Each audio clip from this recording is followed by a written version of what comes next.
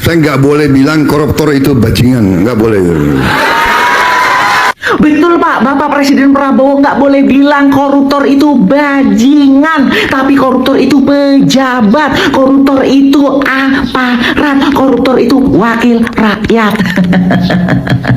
Woi aparat, banyak aparat ya. KPK isinya maling, polisi isinya maling, TNI isinya maling, DPR isinya maling, jaksa isinya maling. Jadi rakyat pada alim bayar pajak. Supaya apa? Supaya bisa kalian apa? Saya nggak boleh bilang koruptor itu bajingan, nggak boleh. Betul Pak, Bapak Presiden Prabowo nggak boleh bilang koruptor itu bajingan, tapi koruptor itu pejabat, koruptor itu aparat, koruptor itu wakil rakyat. Kalau bajingan itu ya begal, maling, copet, rampok, ya maling-maling kelas teri itu baru bajingan. Tapi kalau maling kelas kakap, itu pejabat, aparat, dan wakil rakyat. Bajingan pejabat. Sebaiknya mereka masuk penjara neraka. Mudah-mudahan di pemerintahan Bapak Presiden Prabowo ini benar-benar bisa menegakkan keadilan, bisa memberantas koruptor, bisa menghukum mati koruptor, memiskinkan koruptor, dan tidak ada lagi orang atau pejabat-pejabat yang berani korupsi di negeri ini. Oke Pak?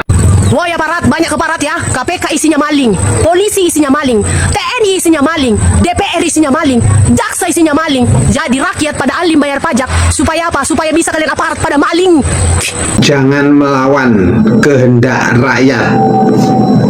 Kalimat Presiden Prabowo ini terdengar sangat kuat, tetapi justru karena begitu kuat, standar untuk membuktikannya juga harus sama kuatnya. Rakyat tentu senang mendengar pejabat diingatkan bahwa mereka hanyalah pelayan masyarakat, bahwa bintang di pundak, topi di kepala, dan jabatan yang mereka pakai semuanya berasal dari rakyat. Kalimat itu indah, tetapi politik selalu punya ujian yang sederhana. Bukan seberapa indah ucapannya, melainkan seberapa konsisten pelaksanaannya. Hari ini masyarakat semakin kritis. Mereka tidak lagi mudah terkesan oleh pidato. Yang mereka lihat adalah fakta sehari-hari. Apakah pelayanan publik membaik? Apakah korupsi benar-benar diberantas? Apakah hukum diterapkan secara adil tanpa memandang jabatan dan kekuasaan? Karena bila pidato berbicara tentang keberpihakan kepada rakyat, maka kebijakan dan tindakan harus mampu membuktikannya.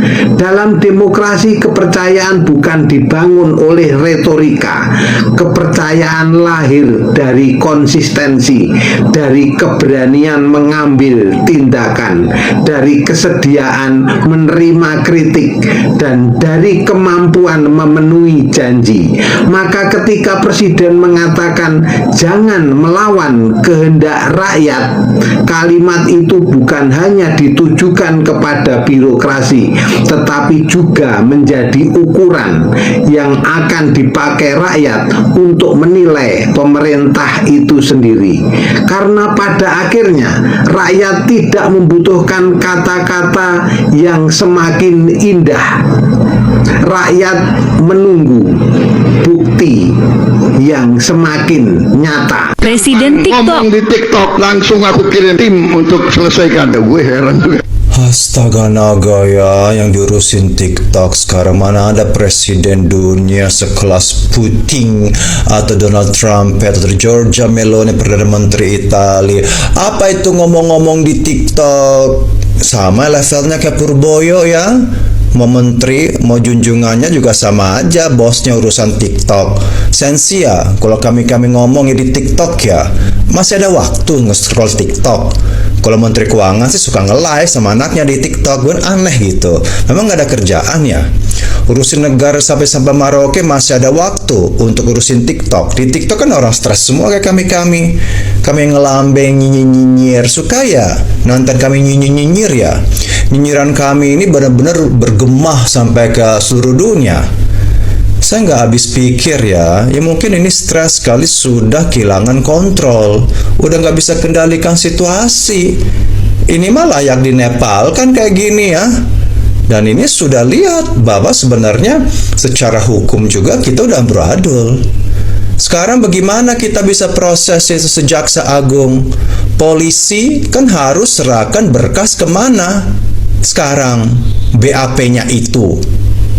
Sedangkan musuhnya itu Jaksa Agung. Kemana dia harus proses itu si maling?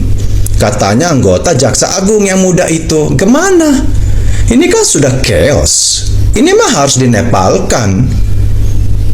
Jadi sekarang maling-maling ini semuanya ini, mau koruptor, mau dipidana, mau perdata, kan polisi harus torin semua ke jaksa. Jaksa nuntut. Tapi kalau polisinya itu bermusuhan dengan jaksa, dia melimpahkan kemana itu berkas BAP-nya. Jadi memang selama ini kami tahu sih, ini sahabatan sebenarnya. Karena ketika kita melimpahkan berkas ke jaksa, ya kalau mungkin ada suatu hibah ya kecipratan semuanya, sampai nanti naik ke hakim itu katanya ya. Jadi ini kerjasama yang luar biasa, apalagi pengacara. Jadi pengacara itu datang diutus untuk ngelobi sebenarnya. Kalau soal ilmu-ilmu itu sih nggak ada apa-apanya. Bahkan banyak pengacara itu nggak tahu ayat, karena ayat kan berkembang terus kan setiap tahun kan. Jadi mereka nggak hafal ayat. Cuman mereka harus memiliki koneksi yang baik dengan polisi, dengan jaksa, dengan hakim, semuanya berjalan dengan lancar. Jadi karena waktu kemarin The Clan itu cafe itu sebenarnya kan udah tahu itu adalah hasil dari lobby-lobby selama ini, dan pasti banyak uang juga di Singapura, di Swiss. Jadi ngapain lah sekarang antek-antek asing ini mencuri kekayaan kita? Yang curi lo juga. Narasi antek-antek asing untuk bodoh rakyat ini yang makan belatung, yang otak di bawah rata-rata. Oh iya benar ya, antek-antek asing mencuri, padahal lo yang nyuri di bunker-bunker itu. Semua perusahaan kalau mau berdiri harus melalui aparat hukum. Kalau nggak bisa berdiri. Mau kafe-kafe di Bali, mau perusahaan, semua harus store. Makanya saya tahu bahwa masing-masing ini mungkin aparat hukum punya berangkas masing-masing. Jadi sangat menyedihkan ya. Kita sudah kehilangan kontrol. Memang mau nggak mau ya sudah dinepalkan. Tapi kalau nepalkan, solusinya apa? Nggak ada juga. Solusinya harus sewa ini, negara ini disewa. Disewa, dikontrak selama 100 tahun sama negara lain. Dan kalau kolaps, mungkin PBB ambil alih. Nanti PBB akan tujukan negara yang bisa mengelola negara ini, atau nanti pecah. Kita akan jadi 5 serikat ya. Ya, Republik Sumatera, Republik Jawa, Republik Kalimantan, dan sebagainya. Karena ini bakal hancur. Karena dari segi hukum aja kita sudah nggak bisa jalan. Makanya kemarin ketika militer itu turun jaga rumahnya Jaksa Agung itu, yang muda, itu sudah tanda bahwa kita sudah darurat militer. Jadi yang bisa jaga kita selama ini adalah militer dan interim. Kalau tambah parah, Nepal, PBB kecampur, baru nanti ada lobby-lobby dengan negara lain. Mungkin saja akhir tahun. Karena ini gimana? Semua perkara mau disidangkan, mau dituntut, mau dihukum gimana? Polisi sama jaksa udah ribut. Jadi kemana itu berkasnya itu? Siapa yang akan memproses? Kan nggak ada. Makanya perlu badan yang lain. Badan hukum negara lain ya seperti mungkin Den Haag di Belanda. Ya mahkamah internasional. Nggak bisa lagi dengan mahkamah lokal. Dan ini runtuh. Investasi juga nggak mau datang ke negara yang ketika mereka punya masalah hukum, perusahaan pabrik, gimana? Siapa akan bela mereka? Polisi. Sedangkan polisi ribut sama jaksa. Dan nggak bisa didamaikan dalam waktu 1 hari. Baik-baik ya, bagi-bagi hasil. Itu kepercayaan sudah hilang. The trust has been broken forever. Kalian sadar nggak? Nggak sadar. Orang asing mau datang ke sini buka pabrik punya masalah hukum atau ditipu, dia ke polisi, tapi polisinya ribut dengan jaksa, ya udah apa? Nggak bisa. Ini harus dirombak semuanya, harus disewa negara ini.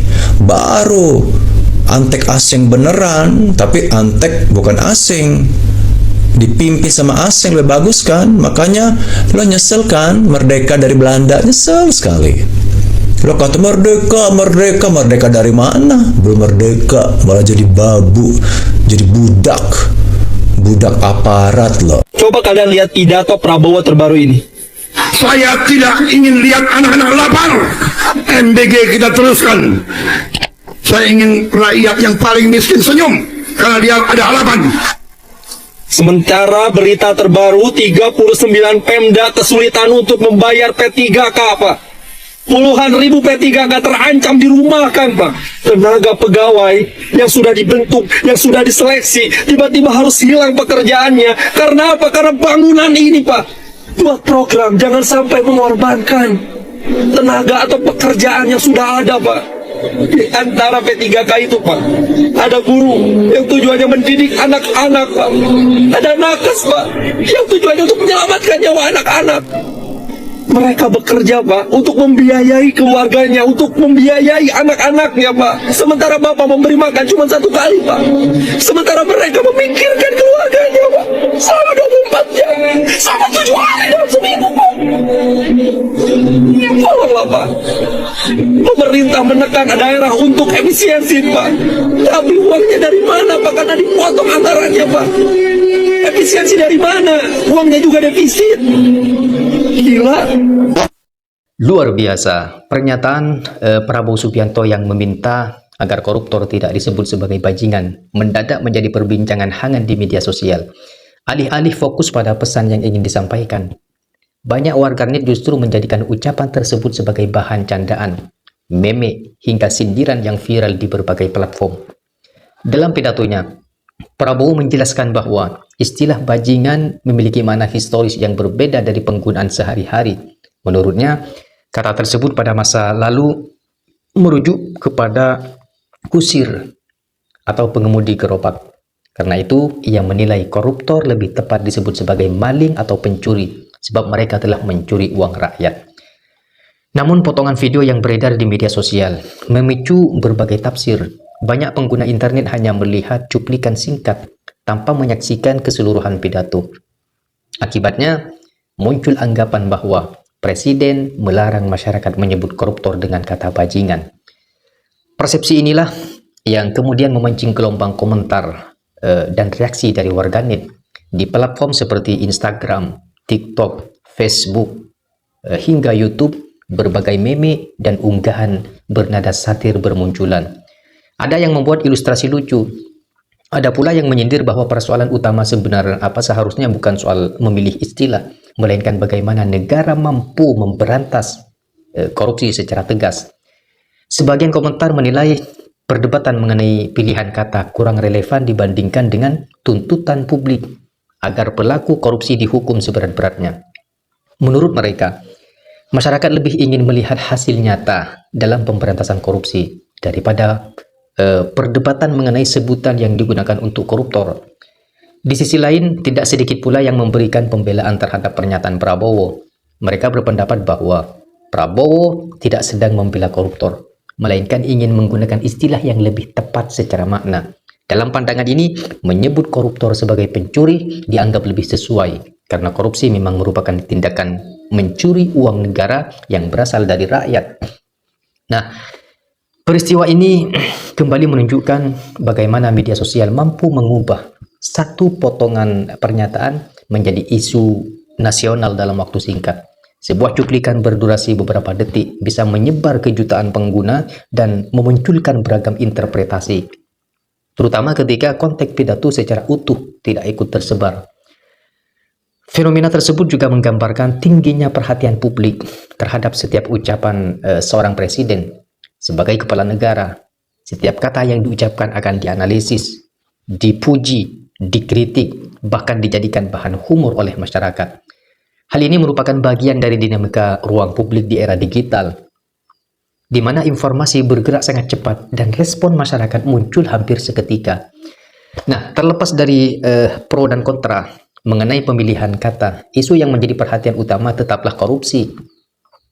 Publik berharap pemerintah terus memperkuat upaya pencegahan dan penindakan terhadap tindak pidana korupsi, karena dampaknya langsung dirasakan oleh masyarakat melalui terganggunya pembangunan, pelayanan publik, dan kepercayaan terhadap institusi negara. Jadi apakah pernyataan Prabowo ini sekedar persoalan diksi yang kemudian dipelintir di media sosial, atau memang menunjukkan pentingnya kehati-hatian pejabat publik dalam memilih kata? Perdebatan itu mungkin akan terus berlangsung. Yang jelas, reaksi warganet menunjukkan bahwa di era digital, setiap ucapan berlangsung, setiap ucapan tokoh publik dapat dengan cepat berubah menjadi perbincangan nasional, lengkap dengan kritik, satir, dan berbagai sudut pandang yang berbeda. Maka dari itu, sekarang bagaimana pendapat kalian? Apakah kalian memahami maksud pernyataan tersebut setelah melihat konteks lengkapnya? Atau justru menilai bahwa ucapan itu memang wajar menuai kritik? Sampaikan opini kalian di kolom komentar dengan tetap menghargai perbedaan pendapat.